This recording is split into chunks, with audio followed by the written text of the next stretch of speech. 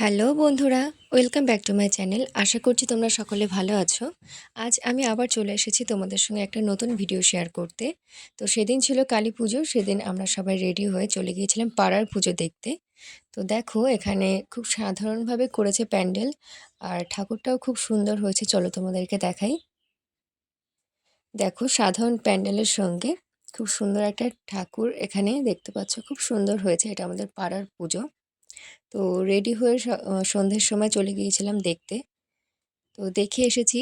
তো পুজো তখন আরম্ভ হয়নি। তো নিজেদের পাড়ার প্যান্ডেল পুজো দেখে আমরা বেরিয়ে পড়েছিলাম পিসি বাড়ি যাওয়ার উদ্দেশ্যে, ঠাকুর দেখতে যাওয়ার জন্য। তো আমরা সেখানে চলে গিয়েছিলাম, পৌঁছে গিয়েছিলাম। যাওয়ার পর এখানে সমস্ত দাদারা দিদি সমস্ত সবাই এখানে ক্যারাম খেলতে শুরু করে দিয়েছে, যে ওরা সন্ধ্যের সময় প্রচণ্ড ভিড় হবে।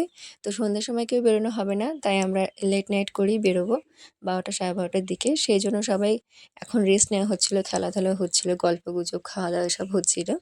তো তারপরে সময় হয়ে গেছে, সবাই রেডি হতে আরম্ভ করে দিয়েছি। আমি যেই ওয়ান পিস ড্রেসটা পরেছি, ড্রেসটা খুব সুন্দর। আমাকে কেমন লাগছে তোমরা অবশ্যই কমেন্টে জানিও। তো বাকিরাও এখানে রেডি হয়ে গেছে অলমোস্ট। এবার আমরা বেরোবো। তো তার আগে আমরা একটু ফটোশ্যুট ভিডিও এসব করছিলাম। আর আমার জামাইবাবু আগে এসে ঘুমানোর জন্য বিছানা রেডি করছিল।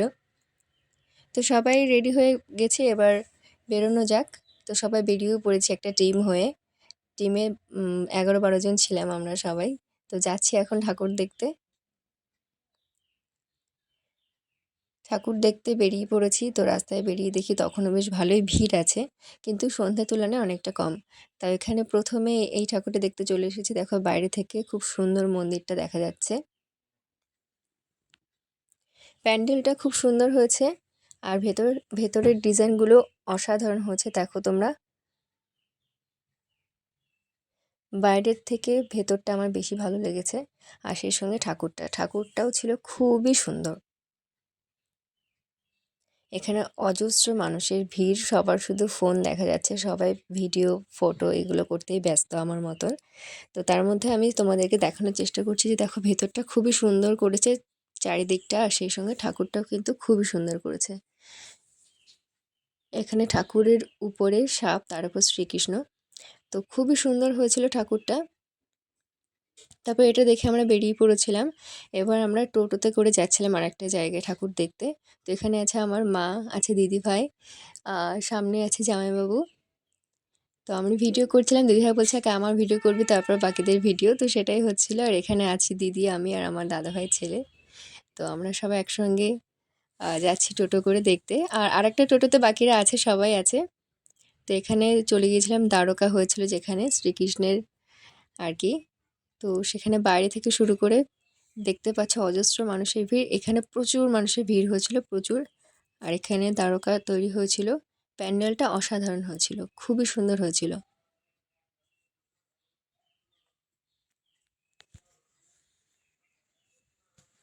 তো তোমরাও দেখতে পাচ্ছ যে প্যান্ডেলটা খুবই সুন্দর হয়েছে, আর ভেতরে ঠাকুরটাও অসাধারণ হয়েছে, সেটাও তোমাদেরকে দেখাবো, চলো।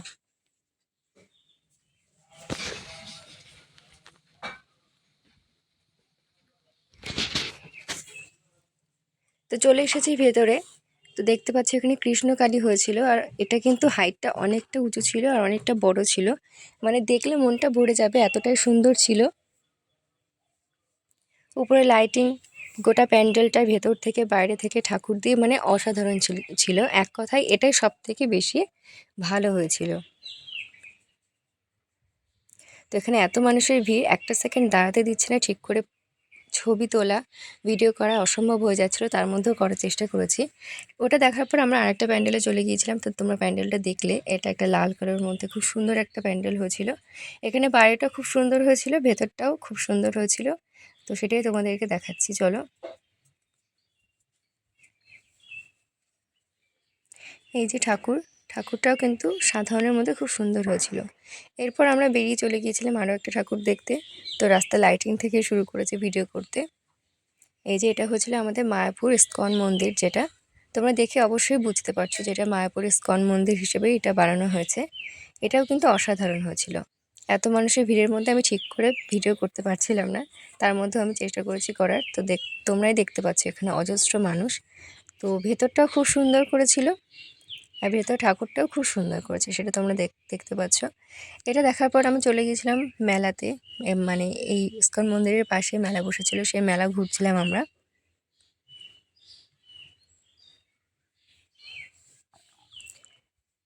মেলা ঘোরার পর আমরা চলে গিয়েছিলাম আরও একটা ঠাকুর দেখতে।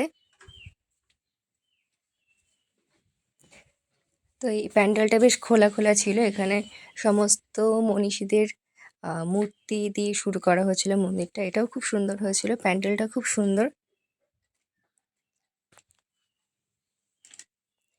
প্যান্ডেলটা খুব সুন্দর, সাথে ঠাকুরটাও খুব সুন্দর হয়েছে, সেটাও আমি তোমাদেরকে দেখাচ্ছি।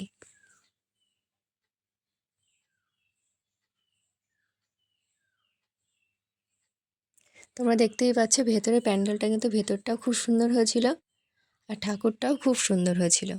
তো সবটাই আমি তোমাদেরকে দেখানোর চেষ্টা করেছি। তারপর প্যান্ডেল থেকে বেরিয়ে দেখতে পাচ্ছ এগুলো ছিল, খুব সুন্দর লাগছিল দেখতে। তারপর আরও একটা প্যান্ডেল দেখতে চলে গিয়েছিলাম এখানে, ভেতরটাও খুব সুন্দর ছিল। এটা রাজস্থানের মতো করে এই প্যান্ডেলটা কিছুটা হয়েছিল, ডেকোরেট করা হয়েছিল। তো ভেতরে এই যে সাধারণভাবে খুব সুন্দর, ঠাকুরটা খুব সুন্দর ছিল।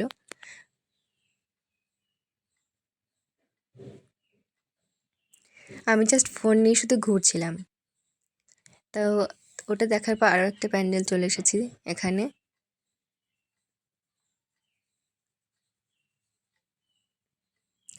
তো পুরো প্যান্ডেলটা খুব সুন্দরই ছিল আর ভেতরটাও খুব সুন্দর ছিল, ঠাকুরটাও খুব সুন্দর ছিল। লেট নাইট আমরা এসেছি, তারপরেও এত ভিড়। তো দেখতেই পাচ্ছ ঠাকুরটা খুব সুন্দর ছিল।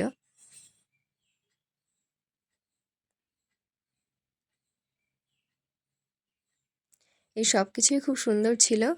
তারপর আমরা আরও একটা প্যান্ডেল দেখতে চলে গিয়েছিলাম। আমরা এক রাতে প্রচুর ঠাকুর দেখেছিলাম। আর এই প্যান্ডেলটাও দেখো খুব সুন্দর। এটা সব প্যান্ডেলের থেকে অনেকটা আলাদা, কিন্তু সুন্দর হয়েছিল। এটা বন্দি শৈশবের একটা দিক ওরা তুলে ধরেছিল, যে মোবাইল ফোনের মধ্যে সমস্ত বাচ্চাদের এখন জগৎ। তো সেটাই এখন তুলে ধরেছিল এখানে, যে আমরা বাইরের পরিবেশের থেকে কতটা আলাদা হয়ে গেছি, সবাই এখন মোবাইলের জগতের মধ্যেই ঢুকে আছি। তো আমাদের সঙ্গে বাচ্চাদেরও একই অবস্থা, সেটা এখানে তুলে ধরেছিল। খুব সুন্দরভাবে এখানে প্রতিস্থাপন হয়েছিল। তো ঠাকুরটা খুব সুন্দর ছিল, প্যান্ডেলটাও খুব সুন্দর ছিল। তারপর আমরা চলে এসেছিলাম, এসে খাওয়া দাওয়া করে ঘুমিয়ে পড়েছিলাম। তারপর পরদিন আবার আমরা রেডি হয়ে গিয়েছিলাম যে আমাদের আর একটা পিসি বাড়িতে যেতে হবে, সেখানে ভাইফোঁটার জন্য দাদাদেরকে বলে আসতে হবে যাতে ওরা তাড়াতাড়ি চলে আসে। তো চলে গিয়েছিলাম আমার একটা পিসি বাড়িতে। এখানে এখানে বেশি কেউ যায়নি, শুধু আমি, মা, দিদি গিয়েছিলাম। তো এই যে পৌঁছে গেছি পিসি বাড়িতে। যাওয়ার পর দেখছি পিসি একটু কাজে ব্যস্ত, সেই জন্য বাইরে ছিল। আর এখানে দাদা ওর কাজে ব্যস্ত, যেহেতু আমার দাদা ব্লগ করে, তোমরা অনেকেই হয়তো চেনো। আর এখানে আমার দিদি রেস্ট করছে, এসেই রেস্ট করতে শুরু করে দিয়েছে, ওর এটুকু আসতেই কষ্ট হয়ে গেছে। আর আমার কাজ ছিল শুধু ঘুরে ঘুরে ছবি তোলা, ভিডিও করা, আমি সেগুলোই করছিলাম। তো আমার দাদাকে হয়তো তোমরা অনেকেই চেনো, অমিতের আড্ডা বলে সার্চ করলে তোমরা পেয়ে যাবে। তো সে আমার দাদা, তো ও এখানে কাজ করছিল, কাজে ব্যস্ত ছিল, সেই জন্য ওকে বেশি ডিস্টার্ব করিনি। তারপর আমরা প্রচুর আড্ডা দিয়েছি, প্রচুর আড্ডা তামাশা করেছি। তো তারপর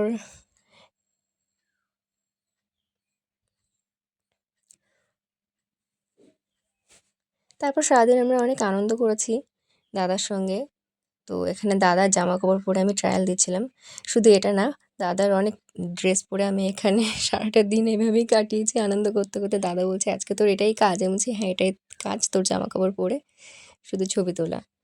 তো তারপর চলে এসেছিলাম, আসার পরে বিকালে চলে আসার পরে আবার চলে গিয়েছিলাম ঠাকুর দেখতে।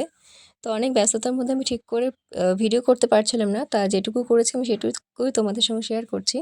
তো এই যে প্যান্ডেলটা দেখছো, এটা পুরোটাই কিন্তু পুকুরে জলের উপরে তৈরি। তো এটা বাইরে থেকে ভিডিও করতে শুরু করে দিয়েছি, কারণ এটা খুব সুন্দর একটা লাইটিং আর পুকুরের জলটা খুব সুন্দর দেখতে লাগছিল। তো এই যে প্যান্ডেলটা দেখতেই পাচ্ছ।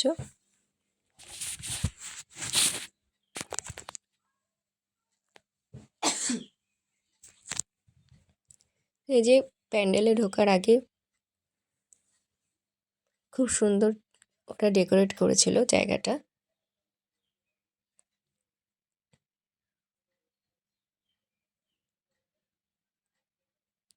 এখানেও থিমটা একটু অন্যরকম করেছিল, এটা আর একটা প্যান্ডেল। এখানে অন্যরকম থিম করেছিল, এটা খুব একটা ভালো লাগেনি, কিন্তু দেখে তাও মনে হচ্ছে যে হয়তো ভালো হয়েছিল, কিন্তু আমার অতটা ভালো লাগেনি, আমি সেটুকু শেয়ার করছি। যেহেতু আগের যে সমস্ত দিনগুলো ছিল খুব করুণ অবস্থার, সেইগুলো এখানে বেশি তুলে ধরা হয়েছে। তারপর এখান থেকে আমরা বেরিয়ে আরও একটা মন্দিরে চলে গিয়েছিলাম ঠাকুর দেখতে। এখানে প্রত্যেকটা প্যান্ডেলই অসাধারণ হয়েছে, প্রত্যেকটা ঠাকুরই অসাধারণ হয়েছে, মানে কোনটা ছেড়ে কোনটা বলবো সেটা ঠিক বোঝা যাচ্ছে না। তো সেই ঠাকুর দেখে আমরা আবার একটু মেলা ঘুরতে শুরু করে দিয়েছিলাম। এখানে কিছু কানের ফানের মানে আমাদের মেয়েদের কিছু সাজার জিনিস, ছেলেদের কিছু পছন্দের জিনিস কেনা হয়েছে। তো লাইটিং দেখো, লাইটিংগুলো খুব সুন্দর হয়েছিল গোটা রাস্তা জুড়ে।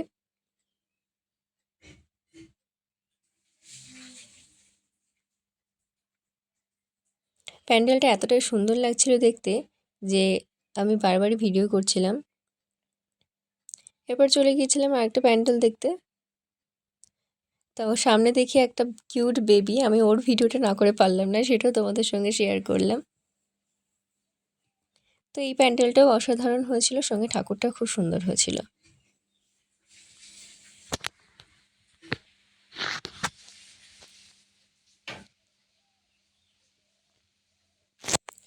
এরপর ডিস্কোতে চড়েছিল কেউ কেউ, আমি তো একদমই না, আমি শুধু ভিডিও করছিলাম। তো বাড়িতে চলে এসেছিলাম, আমার জামাইবাবু আমাকে একটা বন্দুক কিনে দিয়েছিল, বন্দুক আর ক্যাপ। তো সেটা নিয়ে আমরা সবাই খেলা করছিলাম, ক্যাপ ফাটাচ্ছিলাম। তো চলে গিয়েছিলাম ছাদে, যাওয়ার পর সেখানেই আমরা আনন্দ করছিলাম। তো তারপর পরদিন ভাইফোঁটা, তো জলদি ঘুমিয়ে পড়তে হবে সকাল সকাল। তো আমরা সেই জন্য আর বেশি লেট করিনি, ক্যাব ফাটিয়ে রাত্রে ডিনার কমপ্লিট করে সবাই খুব তাড়াতাড়ি ঘুমিয়ে পড়েছিলাম। পরদিন আবার উঠতে হবে, আবার প্রচুর কাজ। ভাইফোঁটার এই ভিডিওটা এই পর্যন্তই, আর আগামী যে ভিডিও আছে ভাইফোঁটার সেইগুলো তোমাদের সঙ্গে আমি খুব তাড়াতাড়ি আবার শেয়ার করব। তো আজকের এই ভিডিওটা এই পর্যন্তই। তোমাদের এই ভিডিওটা কেমন লাগলো আমাকে অবশ্যই তোমরা কমেন্টে জানিও। আর তোমরা কি আমার মতো এরকম বন্দুক নিয়ে এখনও পাগল, সেইটাও আমার সঙ্গে শেয়ার করতে পারো।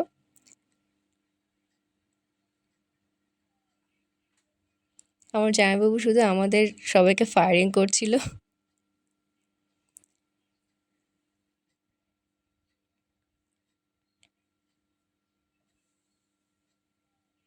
তো আজকের এই ভিডিওটা এই পর্যন্তই, আগামী ভিডিওতে তোমাদের সঙ্গে আবার দেখা হচ্ছে, টাটা।